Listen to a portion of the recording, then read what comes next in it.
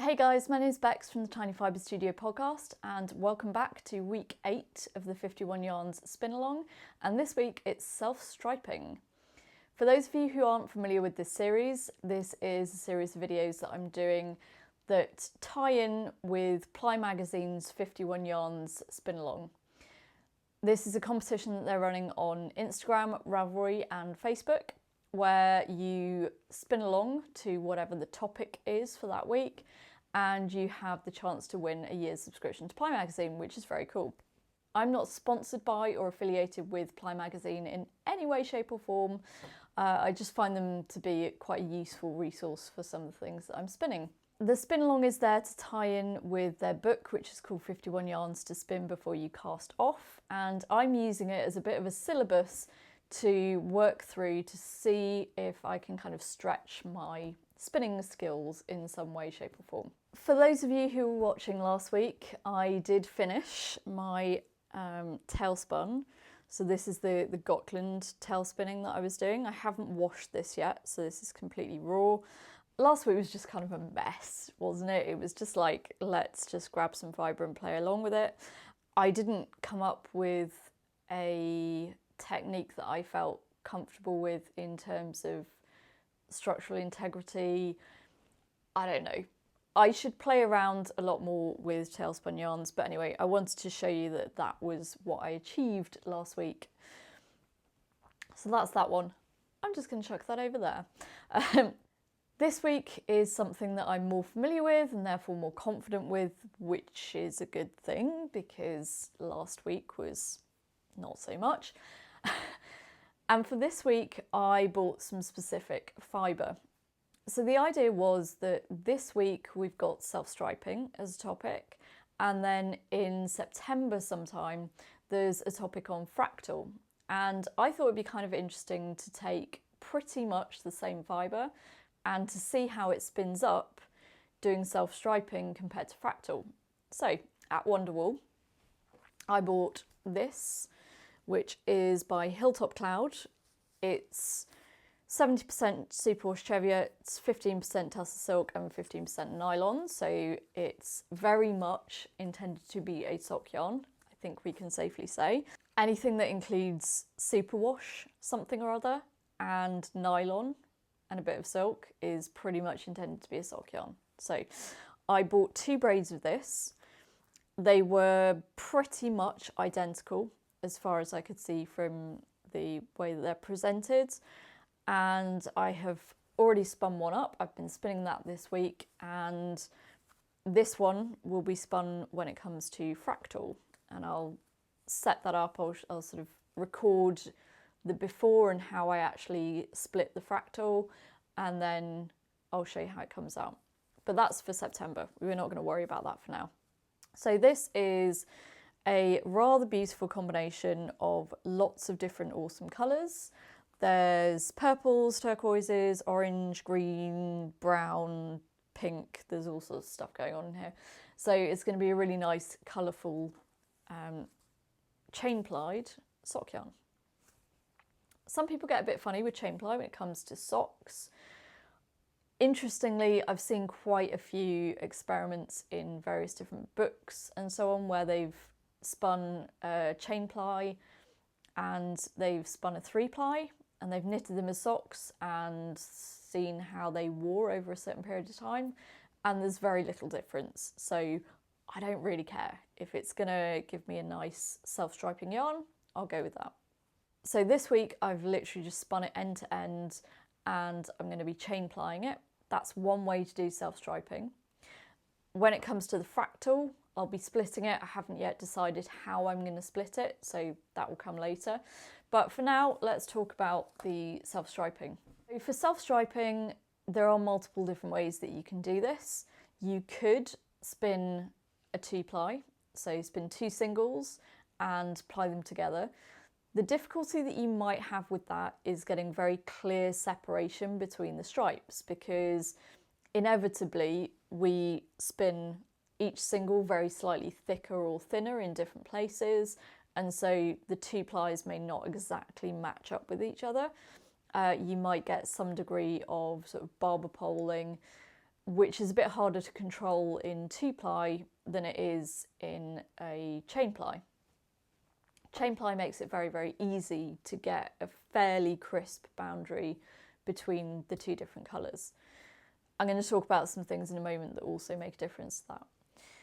The way that I've been doing it is with hand-painted top, and all I've been doing is trying to make sure that when I transition from one colour to another, that I'm trying to use up all of that first colour before I move on to the second one. So I'm going to show you a little example of that. I've left myself a little tiny bit of fibre that I have not yet spun. So I've got 3 colours going on here. I've got brown into purple, and then I've got purple into the orange. And I'm just going to talk you through some of the things that you can do to try to make sure that you get that fairly clear separation between the 2 colours. Okay, so I'm just spinning away, and even though I'm in the brown section fairly clearly at the moment, I'm even now starting to get little bits of purple creeping in. So what I'm doing is just making sure that I travel all the way across the top. If you find it difficult to work across the top, you might find it helpful to try flipping the top over. So if I'm finding it difficult to get from the bit that's closest to me to the bit that's furthest away, I just kind of slightly pull in that direction, and then you find the other fibres catch on as you'd like them to. But otherwise you can try flipping it over.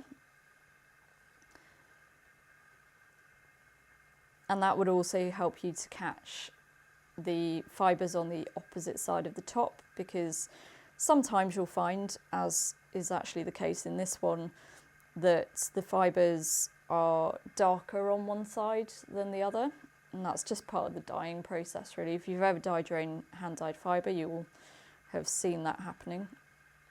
I'm spinning this on my mini spinner with the dial set to round about 10 o'clock. And I'm spinning it on the standard flyer because, having said in previous episodes of my podcast that I don't really use the standard flyer, I realised that when I'm spinning something like this where it's colour changing, the colour changing is very, very motivating to me to keep going. It's actually quite nice for me to be able to move they don't really have hooks, but the loops that the yarn feeds through. It's quite nice for me to be able to manually move those on and to create stripes that I can look at that kind of look pretty when I'm spinning. It helps keep me motivated to go on to the next section. I'm doing this as a short forward draw, just to keep it nice and smooth, particularly because there's silk in there and the sheen is amazing. I don't really want to lose that sheen, so that's why I'm doing it as a worsted, true worsted yarn, so short forward draw. So even now, even when the yarn that I'm currently spinning looks very much purple, actually I do still have little bits of brown left in the fibre. And again, that's just part of the dyeing process. There will be staple lengths where the first half of the staple is one colour and the second half of the staple is another. So with hand-dyed top, you can't really expect to get an absolutely perfect, stop and start from one colour to another. It's going to be very slightly graduated between the two. One other way that you could do self-striping though would be to have different solid colours and to spin to the end of the first solid colour and then just switch across to the second one. That should give you a more definite line between the two. But again, you'd still have a little bit of overlap where you start drafting from one to the other. Okay, so I have now finished spinning for this singles. What I am going to do is something that I don't generally tend to do unless I think there's a particular problem, which is to rewind this yarn onto another bobbin. The reason I'm doing that is that at some point I know that there was an area where there was less twist than in the rest of the braid, and that was, I think, because when the cats were going crazy and running around, I think they knocked the speed dial. And so for a little while I was sat there spinning thinking, why does this not seem to be taking in as much twist? And what I didn't do, which I should have done, was to stop and think about why that might be and then correct it. I didn't do that, and so I know somewhere in there is an area that's got a little bit less twist. Rewinding it onto another bobbin should, in theory, redistribute the twist a little bit, so I am going to try that. I'm going to be using a Bobbins Up storage bobbin, which you can connect directly to a drill, an electric drill, but I've also got this, which is the quill attachment for the mini spinner, and so I'm going to use that.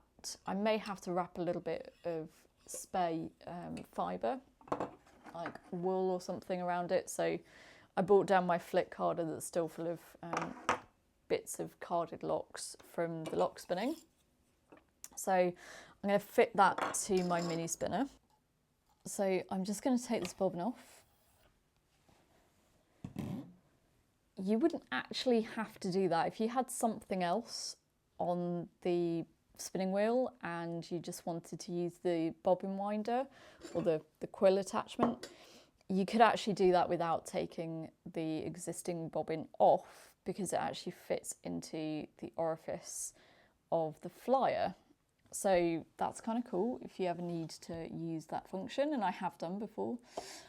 I don't need to put any bobbins back on here because I'm not really going to use that section. So I'll just take my orifice reducer out of there. I normally have, incidentally, the smallest of the orifice reducers on there. So where the orifice reducer went is where the quill now goes. And that's it from the point of view of mounting the quill on there. To put the bobbins up in, I think I'm going to have to just pad it out with a little bit of spare wool. This is just to pad it out a little bit because the size of the quill is not quite as wide as the inside diameter of the bobbin. And then you just stick on the other red O-ring that comes with the quill. And as long as I can kind of move this and it's actually moving the quill, which is, then I'm pretty confident that that will work. So my laser Kate is all the way back over here, for good reason, because I want it to have a little bit of space between them. The thing that actually makes me quite sad about this is that I don't think anybody's ever going to see the amount of sheen that I can see, at least on screen. Obviously, if you ever see this in real life, then you will do, but on screen, I don't really think it's going to come across, which is kind of sad. So I'm literally just going to pile this back on, trying to stand clear of my jumper so that it doesn't put any extra little bits of fibre in there that shouldn't really be there. Because I'm just using the quill for this, I can afford to turn the speed up quite a lot, because I'm no longer controlling twist, I'm just controlling how quickly I rewind this onto the bobbin. And I would like to try and get this done fairly quickly because it's not really a terribly interesting process.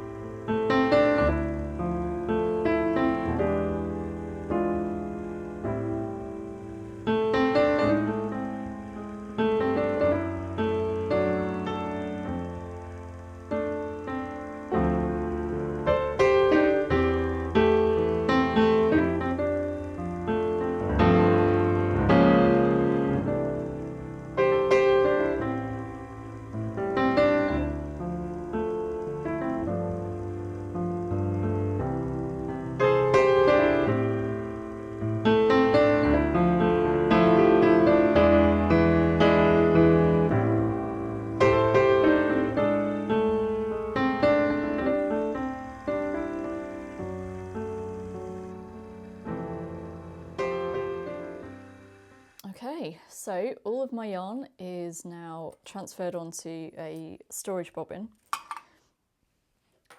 like I said before, just to try and even the twist out a little bit. And now we're pretty much ready to start the chain ply. So I'm just going to pull this back a little bit. Thinking about it, what I probably should have done is to put the woolly winder on, and then it just makes it a little bit more easy and free flowing, but that's fine. I can live with this one for the moment. And then I'm just going to start my chain ply off. I should just say that there are several ways to start a chain ply. I do it this way, no doubt other people will have their preferred options as well. But basically I kind of take a section, loop it back on itself, and then actually just start the chain. But I keep this end kind of tucked into the loops of my leader.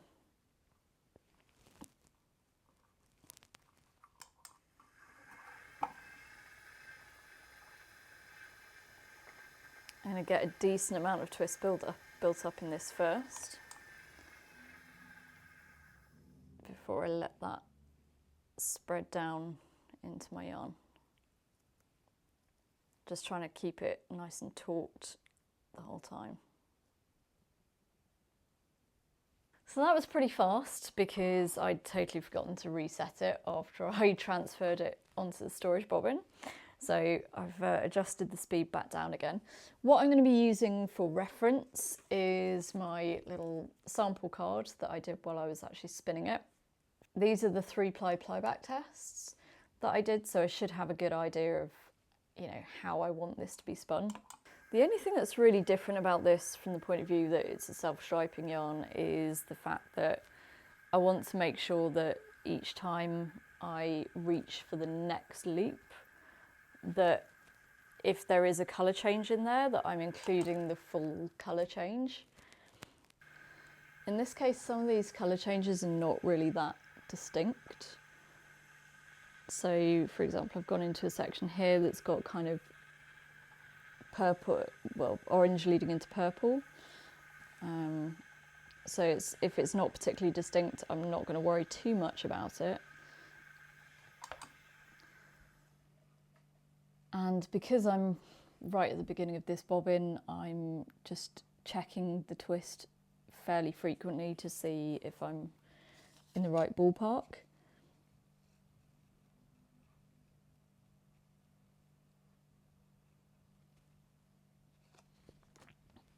I think I'm good.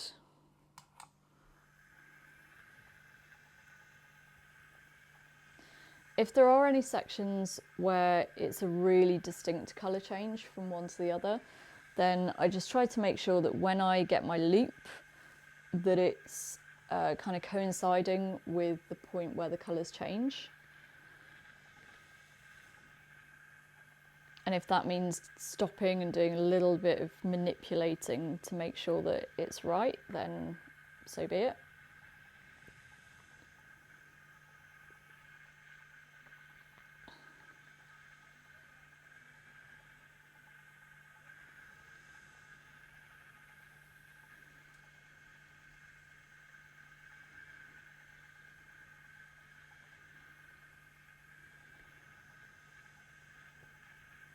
This is actually quite a good position for chain ply. I'm quite liking this. I don't think chain ply is the most ergonomic way to ply yarn, but certainly this position is better than sitting on a chair and trying to get really long loops. And yeah, sure enough, this bobbin is already getting to be a right mess. So I absolutely should have put the woolly winder back on. Oh well, too late now, I'm sure it'll live.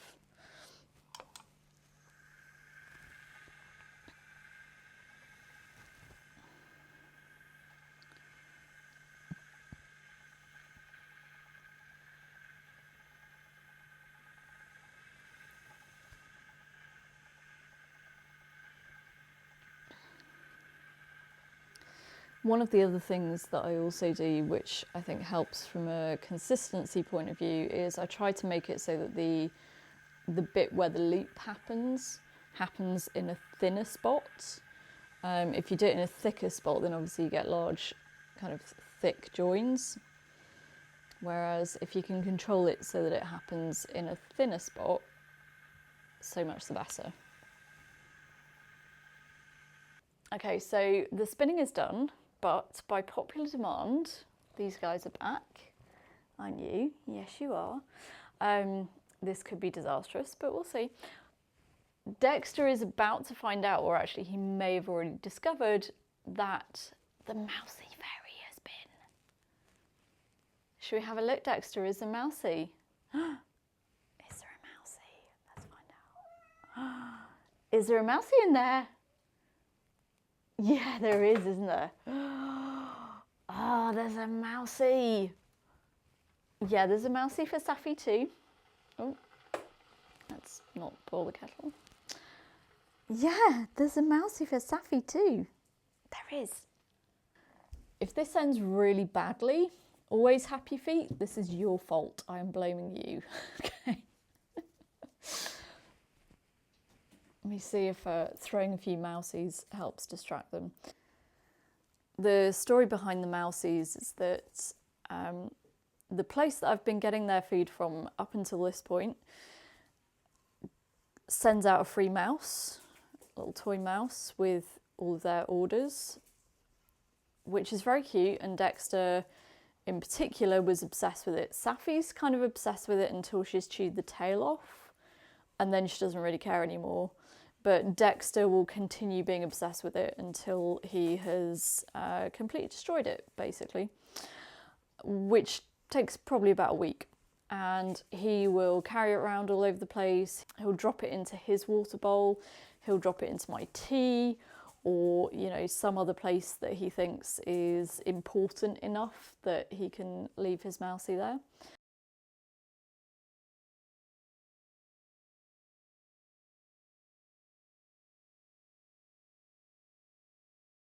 I'd actually ordered a few more extra mousies through the food company because he was so obsessed with them, and if he doesn't have one, then he gets really sad and starts like moping around trying to find mousies. And literally every time I open that cupboard, because it's where I keep my tea, I open that cupboard quite frequently, but Dexter will then go in and look for a mousey every single time I open that cupboard. It's really quite tragic. So the other day I was browsing around on eBay trying to find something at least similar to the mousies that he gets from their food company, and I found some and I ordered 50 of them because, you know, that's the kind of thing that you do to keep your cat happy, isn't it? Hello, Saffy. Hello. Have you got the mousey? Is that your mousey at the moment? Okay, that's fine. I'd rather you didn't chew the tail off, but that's fine if you want to. So I was looking on eBay and I found somewhere where I could buy 50 of them. Oh, Saffy, it's your tail. Oh, Saffy. Mwah. Yeah. If you're not so pretty, you'd be a much, much bigger pain, wouldn't you? So in terms of the spinning and the plying went pretty well, I think. As I was plying this, I kind of felt like it had less twist in it than my plyback samples. But actually looking at it, it's fine. Saffy, don't put the mousey down the back of the oven again, please. There is a mousey down the back of the oven. If I look at the back of the oven, you can see a little pink mousey floating around there because somebody dropped it down the back of the oven. And then obviously expected Mummy to be able to retrieve it. Well, sorry, but no, can't happen. I really loved plying this. The colours I was seeing as I was doing it were just amazing. And I kept having to stop and take photos of the bobbin as it was unfilling because the combinations of colours just look so good. Maybe this is the secret to them not causing total chaos, just distract them with a fresh mousey before I start. or not. Saffy. No, you little monster. No. Naughty girl. Naughty girl.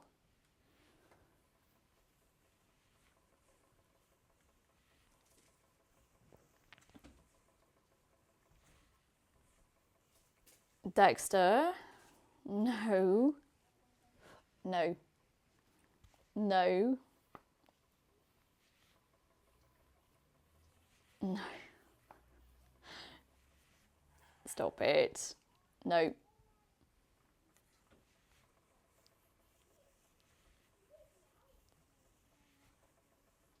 Dexter. No.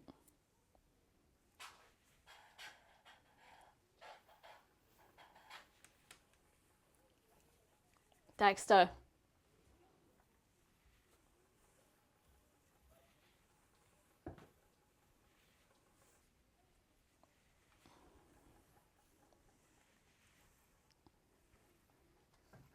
Saffy. Good girl. Dexter, no. No. No.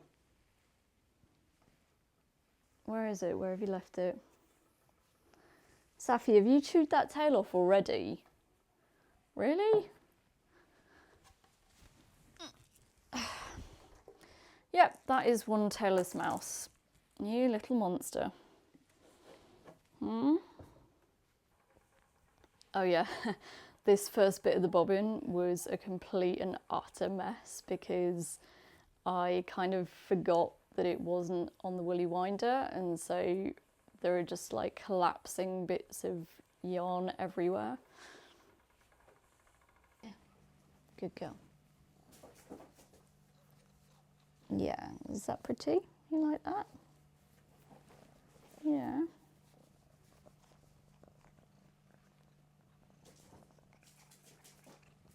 Yes, that can be yours. Just, I'd prefer... Oi, oi, oi. Take your claws and your paws and your tail out. Is this for me, Dexter? This is for me. Fetch. Great. So, as I was saying, this is the finished skein of yarn. I don't normally look at yardage until it's been washed and finished, because otherwise I might have a completely off amount. But that is done, and that is self-striping. So I hope that's been useful. I hope that the cats have entertained you a little bit in this last section, and I will see you again next week. Can't even remember off the top of my head what the topic is for next week, but you know, I'll figure that out. And in the meantime, if you want to catch up with me, I am on Instagram as Tiny Fibre Studio, and on Ravelry I'm Ibex. I hope this has been useful, and I'll see you again soon.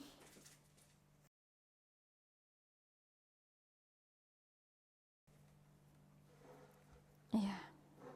Yeah, do you really love it? Do you really love it? Ugh.